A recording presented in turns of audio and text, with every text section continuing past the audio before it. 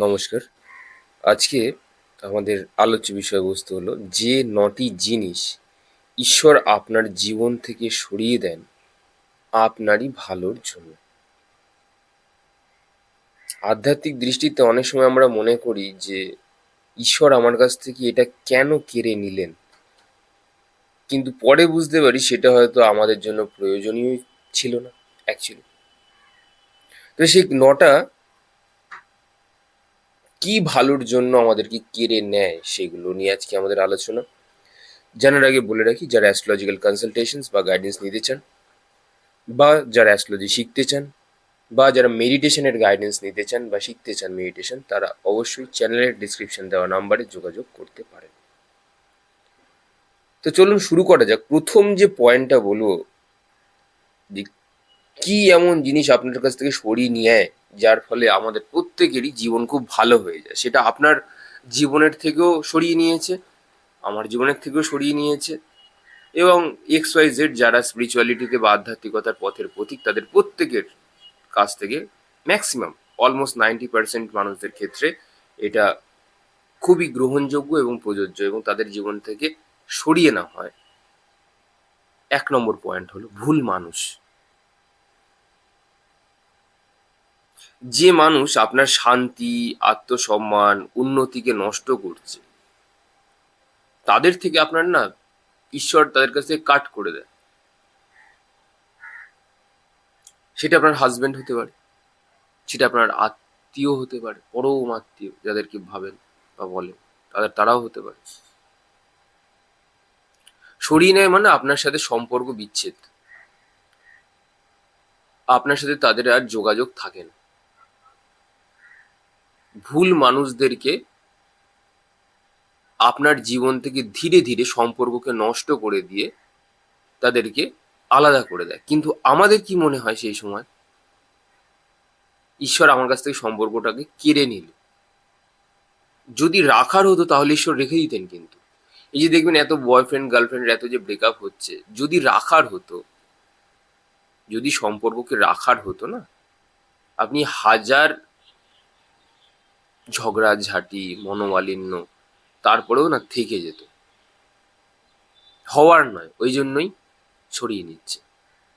সেটা আপনাদের ধরুন জয়েন্ট ফ্যামিলি ছিল, বর্তমানে হয়তো নিউক্লিয়ার ফ্যামিলি হয়ে গেছেন, মানে আলাদা হয়ে গেছেন, নিউক্লিয়ার ফ্যামিলি বলে। সব কিছুর পেছনে না কারণ আছে। এই ধরুন আমাদের আগে জয়েন্ট ফ্যামিলি ছিল, যদি একসাথে থাকতাম হই হট্টগোল হতো, তাহলে তার কোনোদিনও স্পিরিচুয়ালিটিকে জানা বোঝা, জ্যোতিষ চর্চা, মেডিটেশন করা এগুলো তো হতো না অত ভালোভাবে। হতো, অত ভালোভাবে হতো না।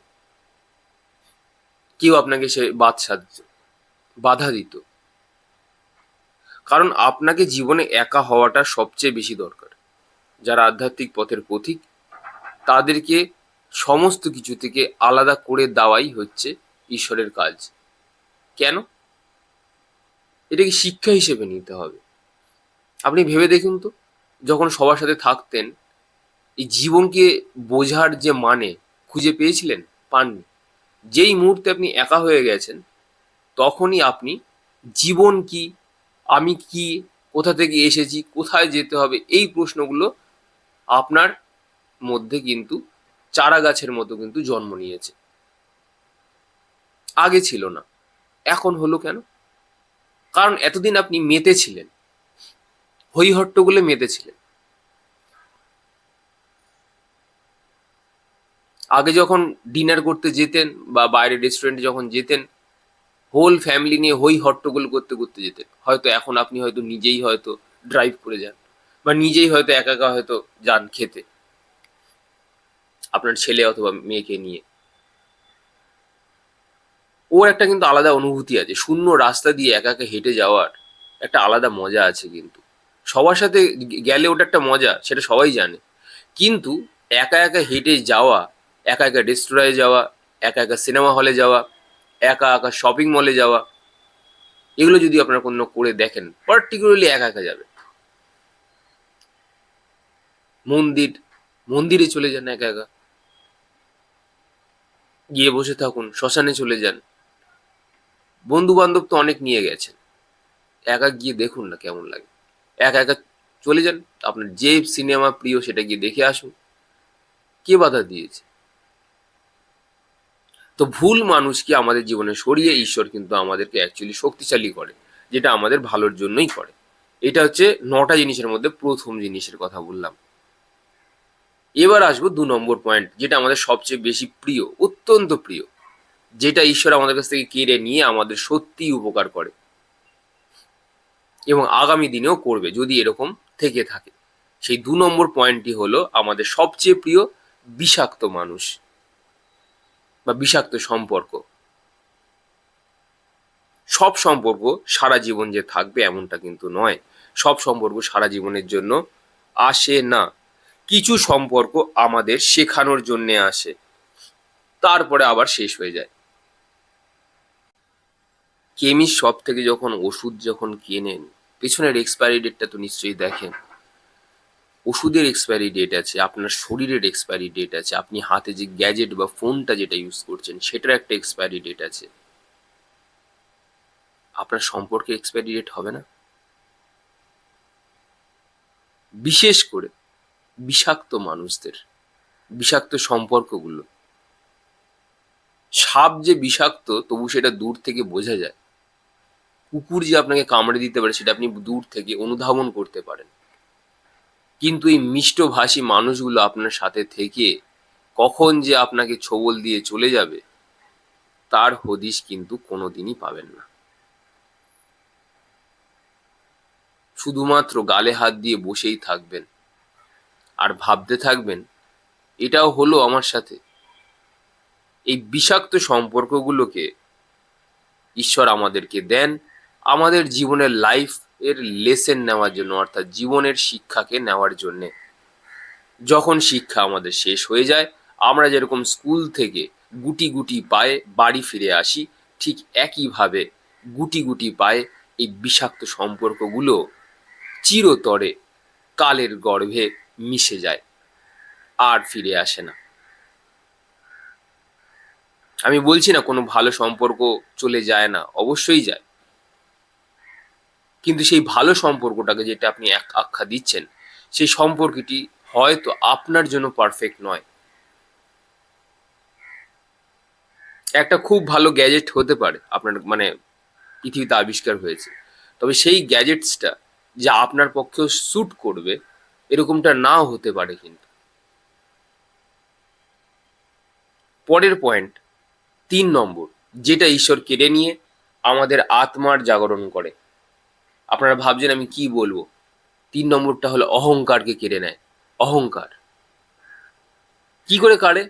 ব্যর্থতা দিয়ে।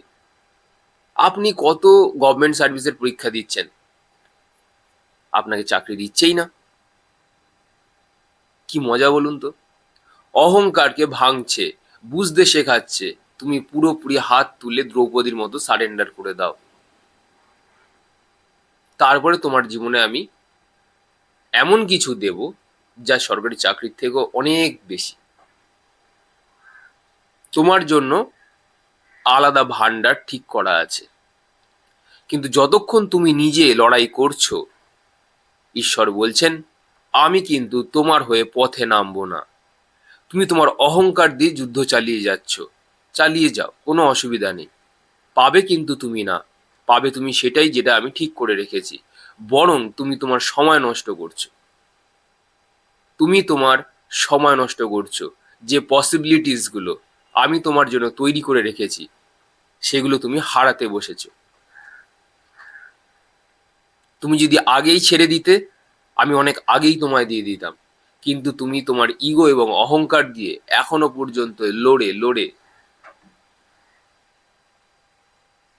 সময় নষ্ট করছো। এই যে আগের দিনকার আমরা আলোচনা করলাম, এক আমাদের ইচ্ছে, আরেক ঈশ্বরের ইচ্ছে। ঈশ্বরের ইচ্ছে তোমাকে আরো অনেক বড় জায়গায় নিয়ে যাওয়া, ঈশ্বরের ইচ্ছে তোমাকে আরো বেশি কিছু দেওয়া। কিন্তু তোমার ইচ্ছে তো আলাদা। তাই এই অহংকারকে শেষ করার কথা বলে। যারা খুব আমার পরিবার, আমার সন্তান, আমার সবচেয়ে প্রিয় বয়ফ্রেন্ড গার্লফ্রেন্ডকে নিয়ে খুব অহংকারে মত্ত ছিল, তাদের অহংকারকে গুড়িয়ে দিতে ঈশ্বর 2 মিনিটও ভাবেনি। এই প্রকৃতি যখন যখন অহংকার এসেছে তাকে চিরতরে নষ্ট করে দিয়েছে এবং করছে এবং আগামী দিনেও করবে। অহংকার আমাদের আত্ম উন্নতির সবচেয়ে বড় পথের কাঁটা। এই বিষ কাঁটাকে ঈশ্বর চিরতরে মুক্তি দিতে চাইছে এবং জন্ম দিতে চাইছে এক নতুন আলোর। আগে আপনি আপনার পরিবারকে নিয়ে কত গর্বই না করেছেন, আমার হাজবেন্ড আমাদের অফিসে আছে, সরকারি চাকরি করে, করোনার সময় কেউ টাকা পাচ্ছে না, আমার হাজবেন্ড টাকা পাচ্ছে। তোমারই সংসারে রেডি থেকো, এই সম্পর্ক থেকে তোমার মন উবে যাবে। এবার এমন কিছু ঘটাবেন উনি, এমন কিছু ক্রিয়াকলাপ করবেন যার ফলে তোমার এই দম্ভ এবং অহংকার, যেটা নিয়ে তুমি সংসারের প্রতি যে অহংকার, এই যে মোহ, উনি কিন্তু এক নিমেষে চিরতরে ভেঙে দিতে আসছেন। যে কোনো সময় করবেন, না জানিয়ে আসবেন, এসে সব ভেঙে চুরে তছনছ করে লন্ড ভন্ড করে দিয়ে সে বেরিয়ে যাবে। অহংকারের চক্র যে স্বাধিষ্ঠান চক্র। গুরু কৃপা যখন বঞ্চিত হয়ে যায়, গুরুস্থান, দেবগুরু বৃহস্পতি, গুরু কৃপা নয় তুমি সারেন্ডার করো, আর সারেন্ডার না করলে তুমি অহংকার করবে। দুটোর মধ্যে যে কোনো একটা। তোমার স্বাধিষ্ঠান চক্র যদি খুব ভালো হয়, তুমি দেবগুরু বৃহস্পতির কাছে স্পিরিচুয়াল উইজডম শুনবে। আর যদি তোমার খারাপ হয়ে যায়, তুমি নিজের মত্ত এবং অহংকারে তুমি মত্ত থাকবে। পরের পয়েন্টে যাব, 4 নম্বর পয়েন্ট, যেটা কেড়ে নিয়ে আমাদের অতিরিক্ত মঙ্গল করছে এবং আমরা প্রচুর পরিমাণে বিপর্যস্ত অবধি ফিল করছি, অনুভব করছি। কি সেটা? সেটা হলো অতিরিক্ত আসক্তি। যে জিনিসটার প্রতি তুমি সবচেয়ে বেশি আসক্তি, সেটা মানুষ হতে পারে, বস্তু হতে পারে, একে একে কেড়ে নিচ্ছে। ঈশ্বর বলছেন বাইরের আসক্তি শেষ কথা নয়। ওই আসক্তি ছেড়ে দিয়ে আমাদের ভিতরের যে শক্তি আছে সেটাকে টেনে বার করো, সেটাকে চেনো, বোঝো যে তুমি কে, কোথা থেকে এসেছো, তোমার জীবনের আসল উদ্দেশ্য কি, কে কি করছে, কে কি বলছে, এগুলোর প্রতিও এমনকি আসক্তি রেখো না। ছোট থেকে ছোটতর জিনিসের প্রতিও আসক্তি রেখো না। সব সময় বিমুখ থাকো, সব সময় বলো ভাড়মে যায়। যেই মুহূর্তে তুমি বললে ভাড়মে যায়, তোমার চেতনার কিন্তু আর পতন হলো না, কারণ তুমি ছেড়ে দিচ্ছ। তুমি যেই মুহূর্তে ছেড়ে দিচ্ছ, তোমার ফ্রিকোয়েন্সি পজিটিভ হয়ে যাচ্ছে। তোমার ফ্রিকোয়েন্সি যখন পজিটিভ হয়ে যাচ্ছে, ফ্রিকোয়েন্সিকে আকর্ষণ করে। তুমি সেই রকমের পরিস্থিতিকে তুমি আকর্ষণ করবে। তোমার জীবনে যতই যুদ্ধ আসুক, তুমি সেখান থেকে ঠিক ফিরবে হাসি মুখে। এটা লিখে নাও আজকে কোথাও সাদা খাতায়। যেই মুহূর্তে তুমি বললে ভাড়মে যায়, কাজ পাচ্ছেন না, কাজ চলে যাবে, ভাড়মে যায় শালা। আপনাকে কেউ ছেড়ে দিয়ে চলে গেছে, ভাড়মে যায়। আমি এখন যাব, নিজে এখন বাইক নিয়ে ঘুরতে যাব, একাকি ঘুরে আসবো, তারস্বরে চালিয়ে আসবো। সবাই দুনিয়া উল্টে পাল্টে যাচ্ছে, আপনি চোখ বন্ধ করে বসে রয়েছেন। আপনার চাকরি চলে গেছে, আপনি চোখ বন্ধ করে রয়েছেন। আপনার জীবনে কিচ্ছু নেই, আপনি একা একা হেঁটে মন্দিরে, রাস্তায়, কলকাতা শহর, যেখানে আপনার ইচ্ছে আপনি হেঁটে হেঁটে ঘুরে চলে এলেন, খেয়ে এলেন কিছু। আমাদেরকে ছাড়তে হবে। কি ছাড়তে হবে? আসক্তি ছাড়তে হবে। আমি যে কাজটা করছি সেটা সারা জীবন নাও থাকতে পারে। এটাকে বুঝতে হবে, মাইন্ডকে প্রিপেয়ার করতে হবে। এই কাজটা আমি আমার যোগ্যতায় পাইনি, এটা ঈশ্বর আমাকে দিয়েছেন। এবার কেউ কেউ অহংকার করে বলবে কাজটা তো আমি যোগ্যতাতে পেয়েছি, আর যাদের মন ময়লা স্বভাবের তারা বলবে আমি কি করে পেয়েছি, সবকিছু তো এই প্রকৃতি থেকেই এসেছে, আমার শরীরটাও তো প্রকৃতি থেকে এসেছে, তাহলে এখানে আমি অহংকারটা করবোটা কি নিয়ে? ঈশ্বরের জিনিস ঈশ্বর দিয়েছেন, ঈশ্বরই নিয়ে নিয়েছেন। যেই মুহূর্তে আপনি এটা বললেন যে ঈশ্বরের জিনিস ঈশ্বর দিয়েছেন এবং ঈশ্বর নিয়ে নিয়েছেন, আমার কিছু যায় আসে না, আপনার শনি তো ভালো হলোই, জীবদ্দশায় সেই জিনিস আপনার কাছ থেকে যাবে না। সঙ্গে আপনি গুরুরও কৃপা পাবেন, অর্থাৎ আপনার জীবনে বৈভব এবং কমফর্ট, গরমকালে এসি চালিয়ে থাকা, ভালো কারে করে যাওয়া, এগুলোর অভাবও আপনার হবে না। কেন? আপনি তো প্রথমেই তো ছেড়ে দিয়েছেন, ঈশ্বরের জিনিস ঈশ্বর নিয়ে নিয়েছেন, ঈশ্বর নিয়ে নেবেন। আমার কি, এখানে আমার কিচ্ছু নেই। তো শনি ভালো হয়ে গেল, গুরু ভালো হলে এরপরে বরুণও ভালো হয়ে যাবে। বরুণ হচ্ছে সাগর, হাওয়ার সাগর, বরুণ দেব। শুনেছেন? শোনেননি? যাই হোক, এরপরে আমরা যাব 5 নম্বর। সেটা হচ্ছে যেটা আমাদেরকে ঈশ্বর কেড়ে নেয়, কিন্তু আমরা খুব ঈশ্বরকে খুব পরিমাণে গালমন্দ করি, সেটা হচ্ছে ভুল সুযোগ। আমরা কোনো সুযোগ হাতছাড়া হলেই ভাবি এটা আমাদের দুর্ভাগ্য। না, হতে পারে ওই সুযোগটা এলে আপনি যদি নিয়ে যদি থাকতেন, আপনাকে হয়তো আরো হয়তো জ্বালা পোড়া এবং পীড়ার মধ্যে দিয়ে যেতে হতো। সেটা কোনো সম্পর্ক হতে পারে, সেটা কোনো চাকরি বা কাজ হতে পারে।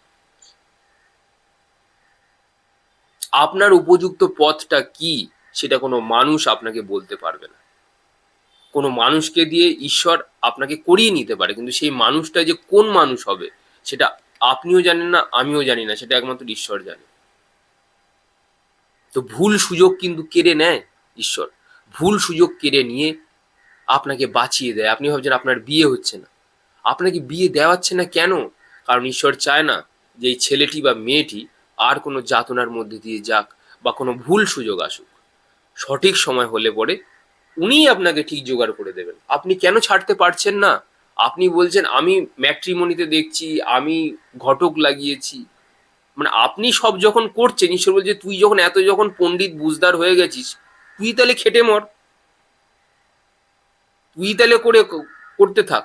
আমার কি, তুই তোর অহংকারকে তুই কাজে লাগাচ্ছিস। তুই কোনোদিনও বললি না যে আমার ছেলের বিয়ে হোক বা না হোক, আমার ছেলের কাজ হোক বা না হোক, সবকিছু আমার ঈশ্বরের কাছে ছাড়া রয়েছে। এখানে ও আমার ছেলে নয়, জাগতিক দিক থেকে ও আমার ছেলে, কিন্তু ও তো অ্যাকচুয়ালি ঈশ্বরেরই সন্তান। ও তো অ্যাকচুয়ালি ঈশ্বরেরই সন্তান, আমরা সবাই ঈশ্বরেরই সন্তান। এই ম্যাটেরিয়াল ওয়ার্ল্ডে আপনার কাছে যত আপনি আর্ন করছেন বা আপনি যা শিক্ষা নিচ্ছেন, সব করছেন তো এই প্রকৃতির থেকেই। এই প্রকৃতি যদি চায় আপনাকে এক মুহূর্তে নষ্ট করে দিতে পারে, যদি এক্ষুনি চায়, উফ, আপনি শেষ। যেই আপনাকে একটা ফু দেবে আপনি শেষ। আপনি কেন, আমি, সবাই, সবাই শেষ। তো ভুল সুযোগকে কেড়ে নেয়, মাথায় রাখবেন এটা সবসময়। 6 নম্বর পয়েন্ট হচ্ছে গিয়ে পুরনো পরিচয়কেও কিন্তু ছিনিয়ে নেয়। কিরকম পুরনো পরিচয়? বন্ধু বান্ধব না, আপনার পুরনো পরিচয়। আপনি আগে জানতেন, আপনি আপনি হয়তো এক নতুন এক্স ওয়াই জেড, মানে আপনি ছিলেন হয়তো এক্স ওয়াই জেড। আপনি একজন হয়তো নিজেকে পরিচয় দিতেন আমি একজন সরকারি কর্মচারী, উচ্চ উচ্চ পদস্থে অধীনস্থ একজন কর্মচারী সরকারি, আমার প্রচুর পয়সা রয়েছে, এইটাই ছিল আপনার পরিচয়। কিন্তু আজকে ঈশ্বর আপনাকে এমন বাটাম দিয়েছে, একদম আগা পাঁচতলা, মানে সংসারের তাপ, বাটাম মানে সংসারের তাপ এমন আপনাকে দিয়েছে, আপনি জর্জরিত হয়ে বলছেন, কি বলছেন, এখানে আমার বলে আর কিছু হয় না। দেখেছেন তো কিরকম বাটামটা দিল? তো পুরনো পরিচয়গুলো ছিনিয়ে নেন উনি। আপনি আগে নিজেকে পরিচয় দিতেন কত বড় সুপারস্টার, আজকে আপনি বলছেন মানুষ আমাকে সুপারস্টার বানিয়েছে, আমি নই কিছু। তো যেই মুহূর্তে আপনি বলছেন যে আমি নই কিছুই, এটা কি একদিনে হলো আপনার জীবনে? এটাও কিন্তু একটা নতুন পরিচয়। পুরনো পরিচয়কে বাদ দিয়ে নতুন পরিচয় পেলেন, যেখানে আপনি বলছেন যে আপনি আর কিচ্ছু নয়। সেটা কি একদিনে হলো না, সেটা বাটাম খাওয়ার পরে হয়েছে। কিসের বাটাম? সংসারের দেওয়া তাপের বাটাম। দুবেলা দিয়েছে আপনার উপর চালিয়েছে, যেখানে যেখানে গেছেন সেখানে সেখানেই বাটাম দিয়েছে আপনাকে, সব দিক থেকে, কাজের জায়গা থেকে, ঘরের জায়গা থেকে, বাইরে, সব জায়গা থেকে। তো পুরনো পরিচয় কেড়ে নেয় বাটাম দিয়ে। 7 নম্বর পয়েন্টটা বলবো, অপ্রয়োজনীয় ভয়। কিছু কঠিন অভিজ্ঞতা মানুষকে ভয়ের মুখোমুখি দাঁড় করায় এবং সাহসী হতে শেখায়। ঈশ্বর অনেক সময় এই অপ্রয়োজনীয় ভয়গুলো আমাদের কাছ থেকে কেড়ে নেয়। ধরে নিন একটা মানুষ আপনাকে রোজ প্রথম দিক থেকে হয়তো অপমান করছে, প্রথম প্রথম তার সামনে যেতে আপনার ভয় করতো, কিন্তু এখন ওই সহ্য হতে হতে এমন হয়ে গেছে না, চামড়া মোটা হয়ে গেছে, মোষের চামড়া হয়ে গেছে বা ভাল্লুকের চামড়া হয়ে গেছে।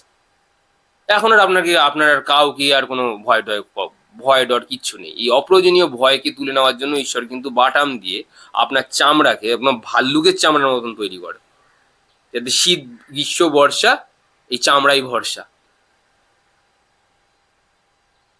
ওই চামড়ার জোরে আপনি আর কারোর কথা কিন্তু আপনার কিন্তু আর কি কোনোতেই আর কিছু আপনার যায় আসছে না। আপনি তখন ওই সাধু সন্ন্যাসীদের মতন হয়ে গেছেন। বলতে থাক, কি বলবি বল, ওটাই আমার পরীক্ষা, বলতে থাক বলতে থাক। ঈশ্বর আমাকে যা মোটা চামড়া দিয়েছে, মানে এমন বাটাম দিয়ে দিয়ে আমাদের পিঠের এবং শরীরের চামড়াগুলো একদম উনি ফুলিয়ে একদম মোটা করে দিয়েছে একদম। আর ও সামান্য বলাতে আমার কান অব্দি পৌঁছচ্ছে না। যা পারিস বলতে থাক। এই অপ্রয়োজনীয় ভয়গুলোকে টেনে সরিয়ে দেয়। ৮ নম্বর হচ্ছে অতীতের বোঝাগুলোকে উনি সরিয়ে দিয়ে আমাদেরকে ঋণ মুক্ত করেন। কিরকম? পুরনো অনুশোচনা, অপরাধ বা কষ্ট আঁকড়ে যেগুলো আমরা এতদিন ধরে বেঁচেছিলাম, সেগুলোকে ছেড়ে দিয়ে যখন আমরা আধ্যাত্মিক পথে চলে আসি বা আধ্যাত্মিকতার অংশ হয়ে যাই, তখন অতীতের বোঝাগুলোকে উনি আস্তে আস্তে আস্তে কিন্তু কেটে দেয়। কেড়ে নেয় যে ঠিক আছে, ছেলেটা বা মেয়েটা অনেক করেছে, এবার ওকে মুক্তি দে ভাই, ওকে মুক্তি দে। ও সারেন্ডার করে দিয়েছে যে আমি আর কিছু করছি না, সব ঈশ্বর করছে, ছেড়ে দে, leave him or leave her, ওকে বাঁচতে দাও এবার। ৯ নম্বর এবং লাস্ট পয়েন্ট বলবো, যে জিনিস আপনি খুব চেয়েছিলেন, সব চাওয়াই যে আশীর্বাদ হবে তা তো নয়। সব চাওয়া পূরণ হওয়া মানেও আবার আশীর্বাদ নয়। কখনো না পাওয়াটাই ভবিষ্যতের বড় বিপদ থেকে রক্ষা করতে পারে। আপনি ভাবছেন যে আমি ওটা যদি পেয়ে যেতাম খুব ভালো হতো, আমি যদি সেটা পেয়ে যেতাম খুব ভালো হতো। আপনি পাননি বলেই হয়তো আপনি হয়তো বেঁচে গেছেন। হয়তো বিয়ে করে আপনি ডাইভোর্সের মামলাতে এতক্ষণ হয়তো ঝুলছিলেন। বিয়ে করে হয়তো আপনি অ্যালিমনি আপনাকে দিতে হচ্ছিল, বা আপনাকে কোনো মানসিক যন্ত্রণার মধ্যে দিয়ে আপনাকে হয়তো যেতে হতো। তো আপনি বরং ঈশ্বর আপনাকে না দিয়ে যে জিনিসটা আপনি চেয়েছিলেন সেটাকে উনি বাতিল করে দিয়ে আপনাকে বড় বিপদ থেকে রক্ষা করলো। তাই ঈশ্বর আপনার কাছ থেকে কিছু সরিয়ে নিলে শুধু কি হারালেন তা দেখবেন না, কি পাওয়ার জন্য সেই জায়গাটা খালি হলো সেটাও কিন্তু দেখুন। অবশ্যই এটা মাথায় রাখবেন। আবারও বলছি লাইনটা, ঈশ্বর আপনার কাছ থেকে কিছু সরিয়ে নিলে আপনি ভাববেন না যে কি আপনি হারালেন, শুধু সেটা কিন্তু দেখবেন না, কি পাওয়ার জন্য ওই যে জায়গাটা খালি হলো সেটাও দেখুন। আজ আসি, কাল আবার দেখা হবে।